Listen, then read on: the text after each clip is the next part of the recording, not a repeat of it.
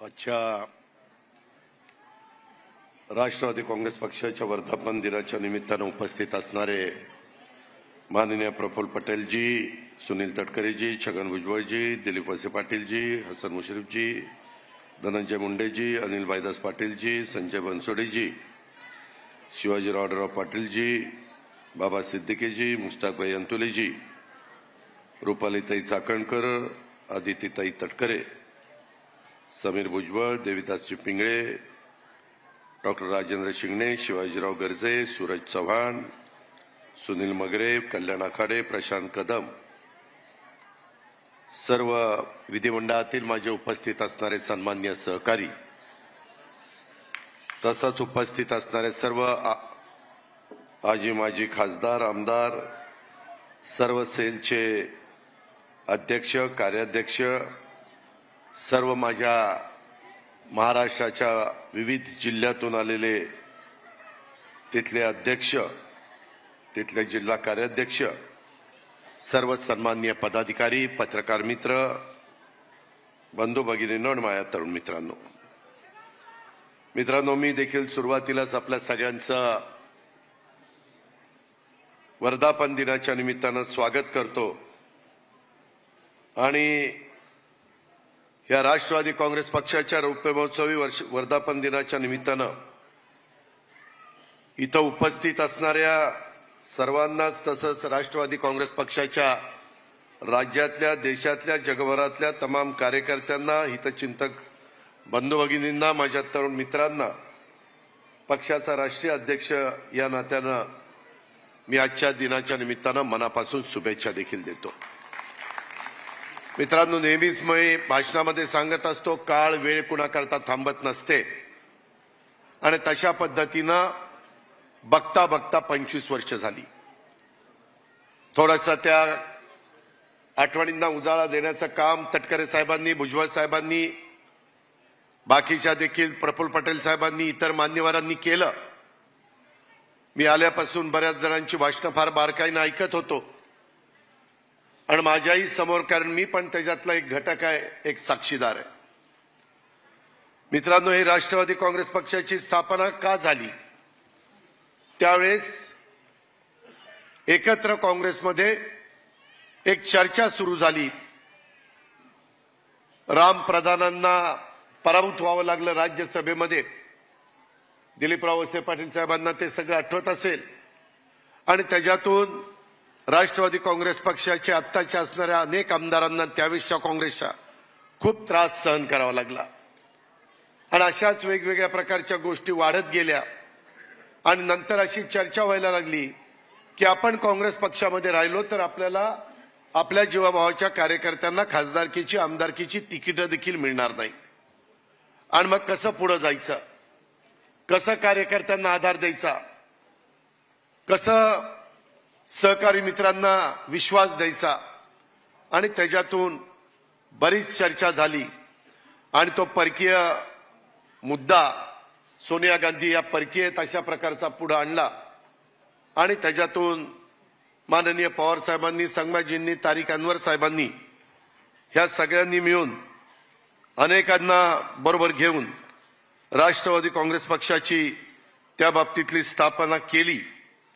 मित्रांनो, ही राष्ट्रवादी काँग्रेस पक्षाची स्थापना होत असताना मला आठवतंय की एकंदरीतच ह्या सगळ्या संदर्भामध्ये अनेकांनी, म्हणजे भुजबळ साहेबांनी तर त्यावेळेस पायाला भिंगरी बांधल्यासारखं महाराष्ट्रामध्ये ते फिरत होते, एक मुलूक मैदानी तोफ, कारण तेव्हा भाजप शिवसेनेचं सरकार होतं।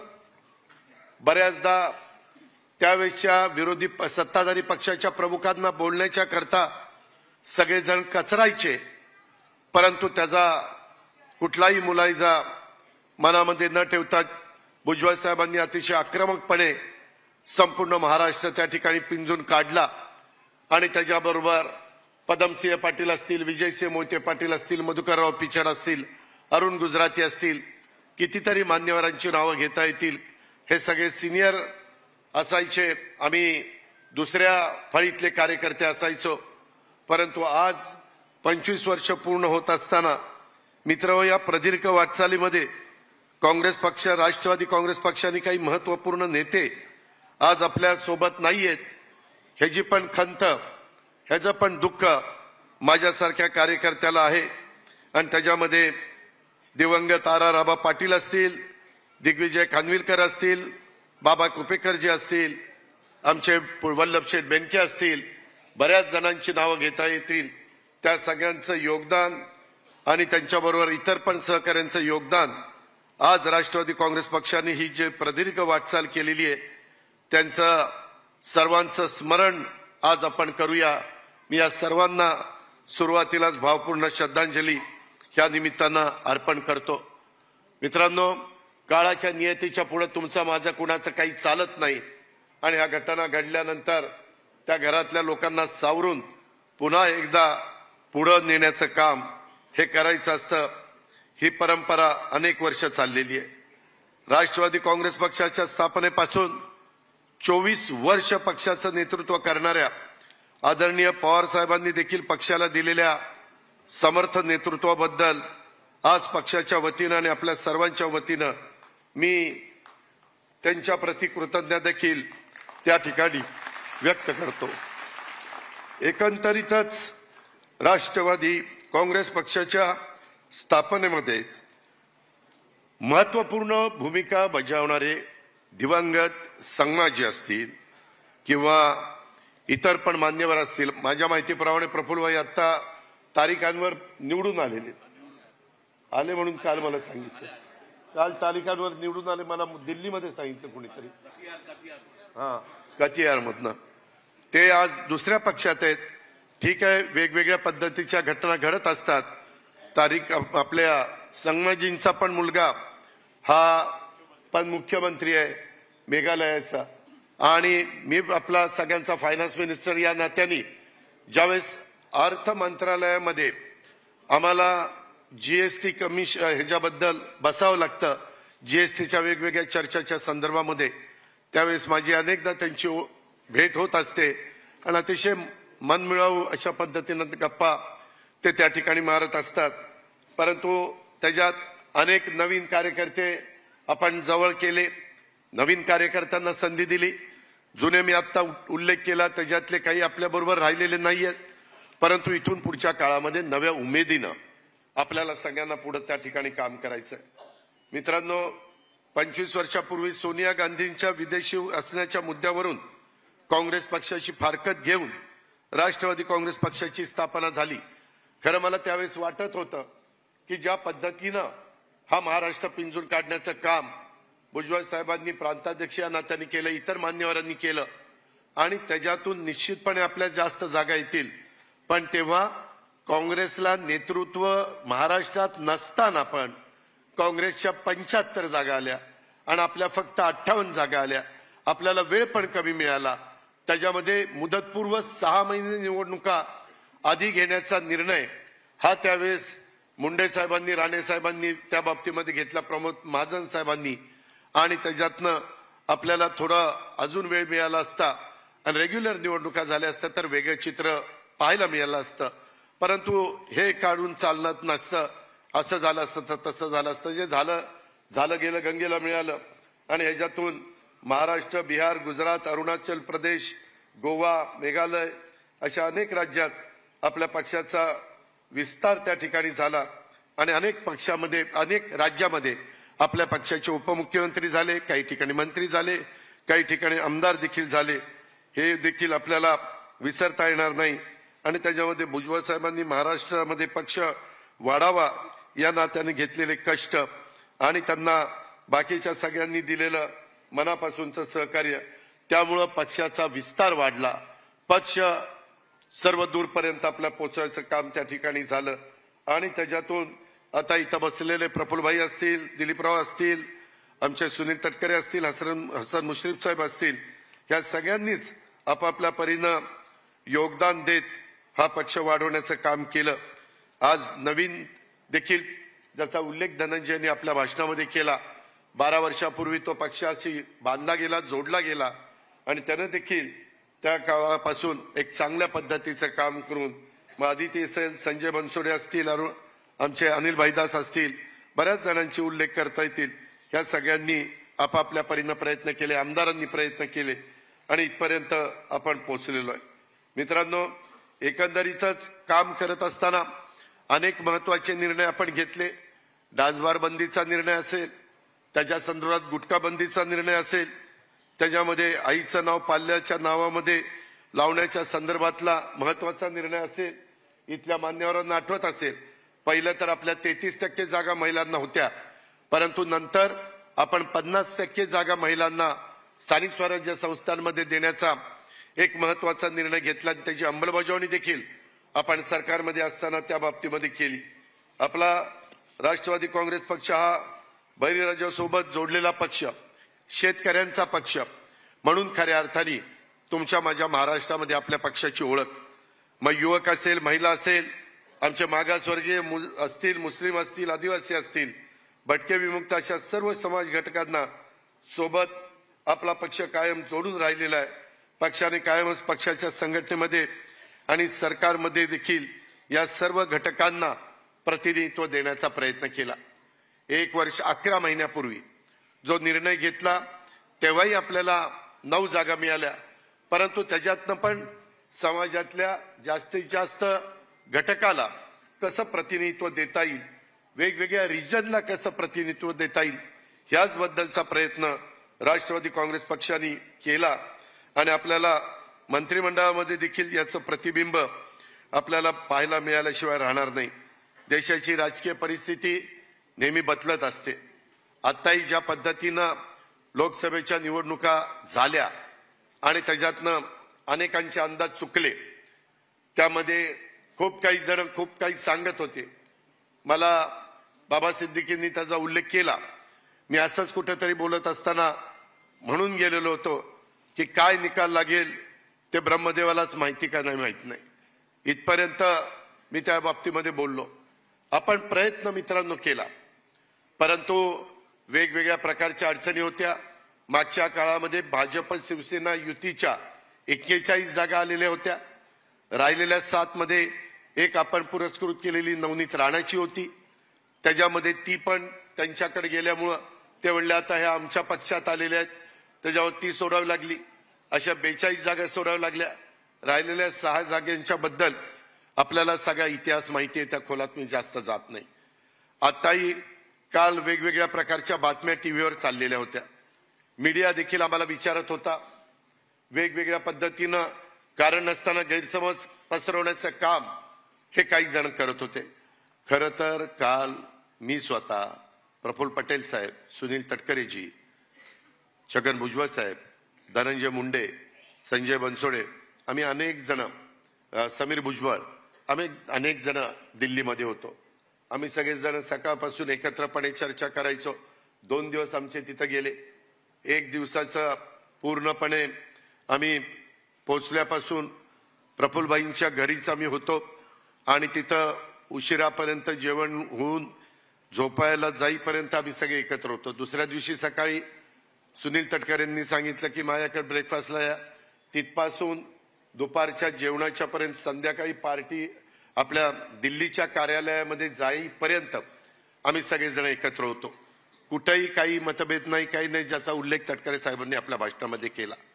मित्रांनो, कारण नसताना कधी कधी मीडियाची जर आपण फार संवाद साधण्याचा प्रयत्न केला तर त्याच्यातूनही त्या बातमीमधनं काही गैरसमज पसरवण्याचा प्रयत्न केला जातो। नाही केला तर आमच्याशी बोलले नाही, मग ते काही पाहिजे त्या बातम्या लावतात। जी काल ती बातमी त्यांनी चालवली, तरी देखील आपले एक सहकारी युतीमधले देवेंद्र फडणवीसांनी सांगितलं काय ती वस्तुस्थिती। मित्रांनो, मी देखील सगळ्यांशी बोलत होतो। त्याच्या संदर्भात नड्डाजी असतील, अमित भाई असतील, त्याच्यामध्ये राजनाथ सिंग असतील, आम्ही पण सगळेजण त्यांना भेटायला पण गेलेलो होतो। आणि पहिल्यांदाच एनडीएची मीटिंग झाली त्यावेळेस पंतप्रधानांनी सांगितलं अनेक घटक पक्ष बरोबर आहेत, प्रत्येकाच्याच वेळेस मला वेळ देता येईल अशातला भाग नाही, तर हे 3 जण ह्याबद्दल जे काही कुणाचं काही म्हणणं असेल ते ऐकून घेतील आणि तुम्हाला सगळ्यांना वेळ देतील, तशा प्रकारची चर्चा आम्ही त्यांच्याशी केली। त्याच्यानंतरही त्यांनी मला सांगितलं की तुमची लोकसभेची एकच जागा आलेली आहे, आम्हाला तर तुम्हाला मंत्रिपद द्यायचं आहे, परंतु मंत्रिपद देत असताना आम्हाला तुम्हाला इंडिपेंडंट चार्ज त्या डिपार्टमेंटचा द्यायचा आहे।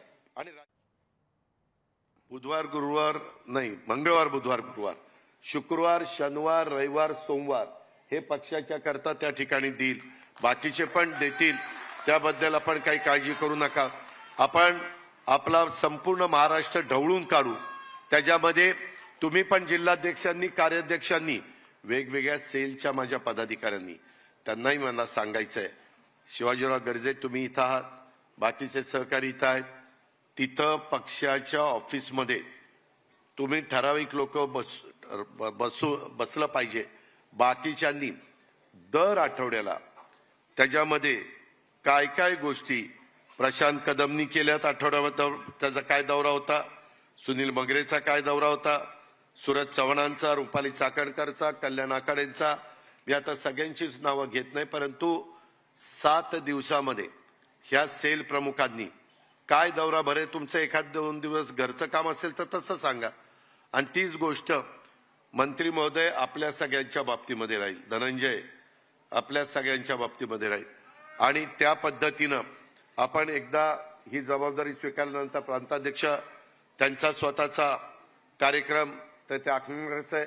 आणि अशा पद्धतीनं माग लोकसभेच्या निवडणुकीच्या पार्श्वभूमीवर ज्या ज्या गोष्टी थोड्याशा आपल्या नजरचुकीनं राहिल्या त्या दुरुस्त करून, त्यामध्ये मागे पण आमचं ठरलेलं होतं, एकनाथराव शिंदे, मी आणि देवेंद्रजी आम्ही तिघांनी मिळून विभागाचे दौरे काढायचे आणि नंतर जिल्हा वाईज त्या बाबतीमध्ये जायचं।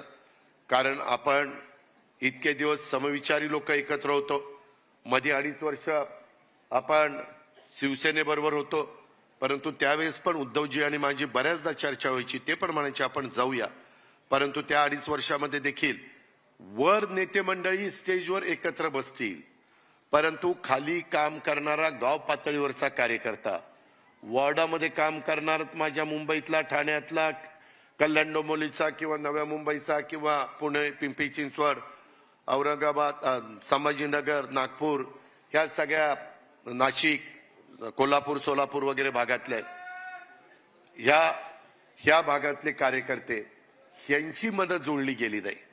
तिथं कुठंतरी ते गाव पातळीवर ग्रामपंचायतीत एकमेकाच्या विरोधात लढले, कोण स्थानिक स्वराज्य संस्थेमध्ये एकमेकाच्या विरोधात लढले, कोण आमदारकी खासदारकीला आपण एकमेकाच्या विरोधात लढलो।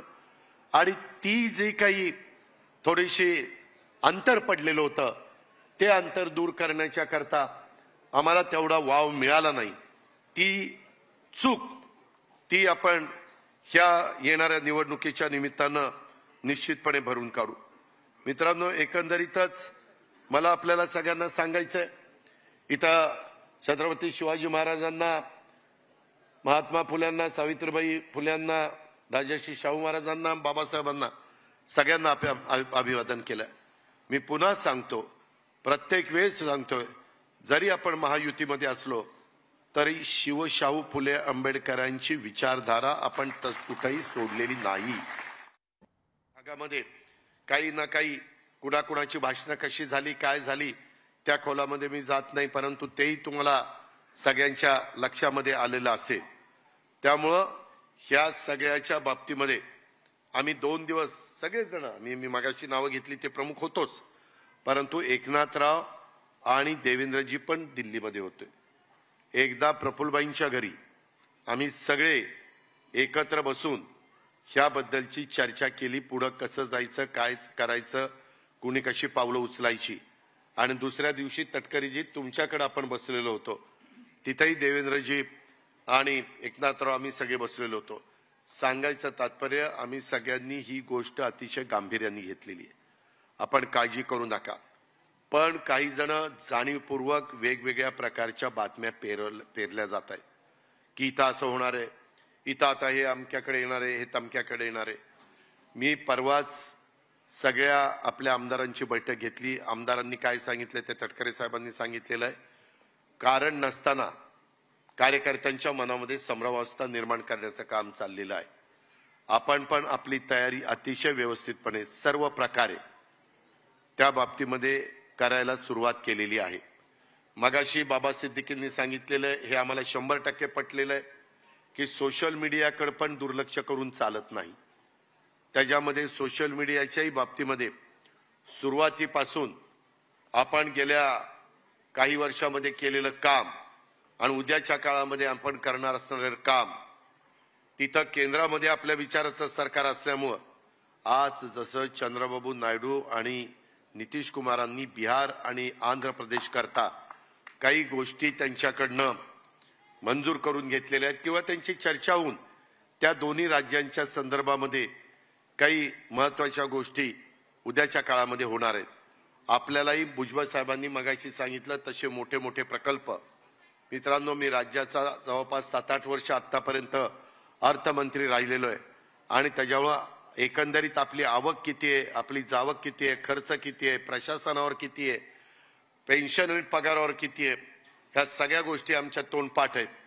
त्याच्यामध्ये इथं दिलीपरावांनी पण 1 वर्ष अर्थ विभाग सांभाळला आहे, तटकरे साहेबांनी पण 1 वर्ष अर्थ विभाग सांभाळलेला आहे। त्याच्यामुळे आम्हाला हे काही नवीन नाहीये, पण आपल्याला उद्याच्या काळामध्ये अर्थसंकल्पात आपण काही सूचना केलेल्या आहेत, त्याचाही निश्चितपणे आपण विचार करतोय। ते उद्याच्याला बजेट पेश झाल्यानंतर तुम्हाला सगळ्यांना पाहायला मिळेल। आपल्याला शेतकऱ्यांच्या बाबतीमध्ये देखील कापूस, सोयाबीन, दूध आणि कांदा, त्या कांद्यानी तर अक्षरशः सगळ्यांना रडवलं। अक्षरशः उत्तर महाराष्ट्रामध्ये रावेर आणि जळगाव जर सोडली तर सगळ्याच्या सगळ्या जागा पडल्या, रवींद्रजी पडल्या। त्याला एकमेव कारण म्हणजे इतर पण कारणं आहेत मी घेतली, पण त्याच्यात कांदा हे महत्त्वाचं कारण होतं। आम्ही पण त्यांच्याशी त्या ठिकाणी बोलतोय, त्या बाबतीमध्ये देखील आपल्याला व्यवस्थित मार्ग त्या ठिकाणी काढावा लागणारच आहे आणि तो आपण काढतोय।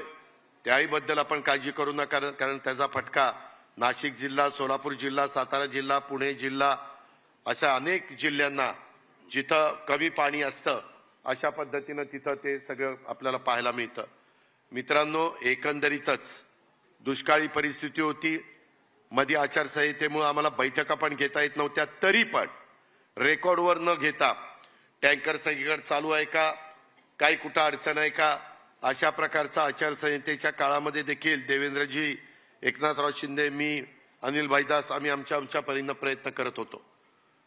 आताही आज सकाळी झेंडावंदन झाल्यावर मी 6 विभागाचे विभागीय आयुक्त यांच्याकडनं आता पडणारा जो पाऊस आहे, काही ठिकाणी प्री मान्सून, काही ठिकाणी मान्सून सुरू झालेला आहे, त्याच्याबद्दलची काय एकंदरीत परिस्थिती आहे, बियाणं, खतं, बाकीच्या सगळ्या गोष्टी व्यवस्थितपणे आहेत का, क्रॉप लोन माझ्या शेतकऱ्याला मिळतंय का, तिथं अजून काही त्या शेतकऱ्याची काही वेदना आहेत का, काही अडचण आहे का, या सगळ्याचा आढावा मी सकाळी साधारण 10 ते दुपारी 1 वाजेपर्यंत घेतलेला आहे। नंतर मी ते कोस्टल रोड राहिलेला देखील आपल्याला सुरू करायचा होता म्हणून मी मुख्यमंत्री, उपमुख्यमंत्री तिकडे गेलो। अशा प्रकारची करोडो रुपयाची कामं ही आपल्या राज्यामध्ये चाललेली आहेत।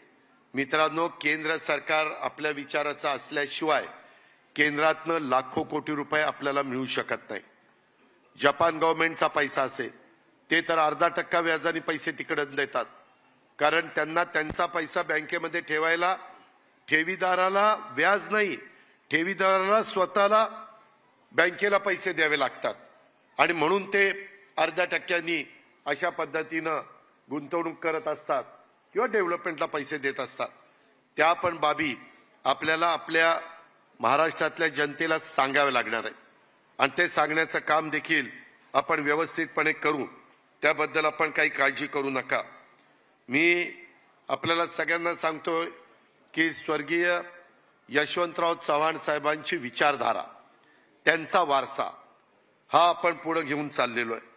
आज मी चव्हाण साहेबांना पण या निमित्तानं वंदन करतो, परंतु एकंदरीतच आपल्याला पुढच्या वाटचालीच्या संदर्भामध्ये काम करत असताना एक गोष्ट प्रकर्षाने लक्षामध्ये घेतली पाहिजे की आज आपल्या देशामध्ये राष्ट्रीय लोकशाही आघाडी प्रणित पंतप्रधान नरेंद्र मोदी यांच्या नेतृत्वाखालचं सरकार स्थापन झालेलं आहे। आता 9-10 महिन्यापूर्वी आपण सर्वांनी 11 महिन्यापूर्वी, 9-10 म्हणण्यापेक्षा जी काही राजकीय भूमिका घेतलेली होती तेव्हा आपण हेच म्हटलेलं होतं की देशाच्या लोकांचा पंतप्रधान हे मोदी साहेब आहेत त्यांच्या नेतृत्वावर देशाचा विश्वास आहे। काही राज्यांमध्ये मात्र फटका बसलाय, ही गोष्ट खरी आहे। पण आपण एक गोष्ट लक्षामध्ये घ्या, वेगवेगळ्या ओरिसामधलं चित्र वेगळं आहे, आंध्र प्रदेशमधलं चित्र वेगळं आहे। दिल्लीमध्ये मी खोटं नाही सांगत, आम्हाला वाटत होतं दिल्लीत तर ज्या पद्धतीनं तिथं ऍक्शन घेतल्या गेल्यात त्याच्यातनं एकही जागा येईल का नाही, 7 जागा दिल्लीमध्ये भारतीय जनता पक्षाच्या त्या ठिकाणी आलेल्या आहेत। अशा पद्धतीनं त्या भागातला माणूस हा वेगवेगळ्या प्रकारचा विचार करणारा आहे। आणि आम्हाला एनडीएच्या मीटिंगमध्ये आणि मध्ये प्रचाराच्या निमित्तानं देखील नरेंद्र मोदी साहेबांच्या बरोबर ज्यावेळेस आम्ही बसायचो आणि चर्चा करायचो त्यावेळेस त्यांनी सांगितलं की सुरुवातीच्या 100 दिवसामध्ये देखील 100 दिवसातच उद्याच्या काळातला एकंदरीत काय रोडमॅप असला पाहिजे, काय साधारण कुठल्या रस्त्यानी आपण पुढे जाणार आहोत, ह्या पद्धतीचे निर्णय एनडीएचं सरकार घेणार आहे। त्याबद्दल आपल्याला सगळ्यांना पाहायला मिळेल। त्यांचा आता खातेवाटप झाल्यानंतर अर्थसंकल्प पण सादर होईल, ते पण आपण सगळ्यांनी लक्षामध्ये घ्यावं आणि तशा पद्धतीनं आपली सगळ्यांची वाटचाल ही राहणार आहे, हे पण तुम्ही सगळ्यांनी ध्यानामध्ये घेतलं पाहिजे। मित्रांनो, एकंदरीतच मगाशी फार विस्तृत थोडंच बोलले, परंतु बाबा सिद्दीकींनी खूप चांगलं सांगितलं की नितीश कुमार आणि चंद्रबाबू नायडू यांच्या अनुक्रमे बिहार आणि असणारा आंध्र प्रदेश हे भाजपसोबत जाऊन सुद्धा त्यांच्या राज्यात त्यांना यश मिळालं। याचं प्रमुख कारण त्यांच्या राज्यातला मागासवर्गीय आणि मुस्लिम मतदार हे तिथं ह्यांच्या तिघांच्या बरोबरच राहिले आणि त्याच्यामुळे तिथं पासवान पण काल मला भेटलेला होता, काल त्याची शपथविधी पण झाला। त्याची आई माझ्या शेजारीच बसलेली होती, मी आणि एकनाथराव आणि अशा आम्ही बसलेलो होतो तिथं एनडीएचे घटक म्हणून। त्यावेळेस आमची जी काही चर्चा झाली त्यांनी पण सांगितलं की आम्ही एक कुठेही अंतर पडून दिलं नाही। तशा प्रकारे आपल्याला किमान आता उद्याच्या येणाऱ्या विधानसभेच्या निवडणुकीच्या निमित्तानं आपल्यातनं जो आपला घटक थोडासा दूर गेलेला आहे, जो काही समाज आपल्यापासून थोडासा अंतर त्यांनी ठेवलेलं आहे, ते अंतर आपल्याला कमी करावंच लागेल। आता संविधानाचा आणि राज्य सरकारचा तसा संबंध नसतो आणि संविधानाला आता या सगळ्या गोष्टीमुळं पहिलं तर महत्व होतं, परंतु आता पण किती महत्व एक एनडीएचं सरकार देतंय हे आपण पाहताय। आणि आता त्याच्यात स्वतः नितीश कुमार आहेत ना, त्याच्यात चंद्रबाबू नायडू आहेत ना, त्याच्यामध्ये इतर पण काही घटक पक्ष आहेत, पासवान पण आहेत ना, आपण पण आहे ना, अशा पद्धतीने सगळेच आहेत।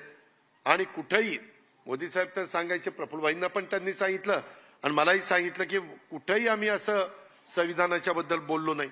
पण मित्रांनो, कधी कधी त्या पक्षाचा एखादा खासदार कुठंतरी केरळमध्ये किंवा काहीतरी आणखीन कुठल्या राज्यात बोलला की ती नेमकी क्लिप काढली जाते आणि ती व्हायरल केली जाते आणि मग ते म्हणतात तेव्हा काही त्यांच्या पक्षाचे प्रवक्ते आहेत किंवा नेते आहेत किंवा खासदार आहेत, हे कसं बोलताय।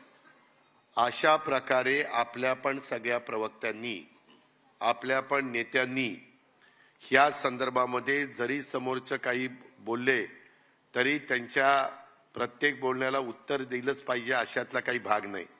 काहींना जसा आता 9:30ला नेहमी एक भोंगा वाजतो तशा पद्धतीनं दुसऱ्याही 2 पक्षात आता वेगवेगळ्या लोकांनी ठरवलेले की हे रोज त्यांचा एक समज असा झालाय की तिथं अशा प्रकारचा 9:30-10 वाजता तो भोंगा वाजतो म्हणूनच हे लोकांच्या मध्ये मतपरिवर्तन झालं, लोकांची मानसिकता बदलायला मदत झाली आणि त्याच्यामुळं आता काँग्रेसमध्ये पण एक जण पुढे आलेले आहेत आणि आपल्यापासून बाजूला गेलेले त्यांच्या मधलं पण एक जण पुढे आलेले आहेत।